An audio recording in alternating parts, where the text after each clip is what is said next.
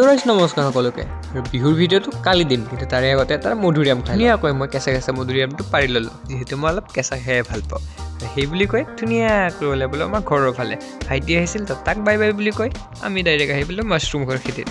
খেতিখন হ'ল মোৰ পেহীৰ কিন্তু ইয়াৰে ওপৰত ভিডিঅ' এটা মইহে বনাম তো ধুনীয়াকৈ ভিডিঅ'টো পাই থাকিব তাৰে আগতে বাৰু বিহুৰ ভিডিঅ'টো চাই ল'ব যিহেতু আজি উৰুকা তো তাৰে লৈ পেলাই ধুনীয়াকৈ গাহৰি মাংস আনি থৈছে এই গাহৰি জুইটো হেনো বহুত ফেমাছ সেইকাৰণে ভাবিলোঁ তাক অলপমান এক্সপ'জ কৰি থৈ আপোনালোকক এটা নতুন ঠাইলৈ লৈ যাওঁ পিছে মই গাহৰি নাখাওঁ দেই আমাৰ ঘৰতো নাছিল আৰু এই নতুন ঠাইটোতে হৈছিল শংকৰ সংঘৰ সভা ভিডিঅ' পিছে বনোৱা নহ'ল কাৰণ মই সেইটো সময়ত ছিকিমতে আছিল ৰ'ব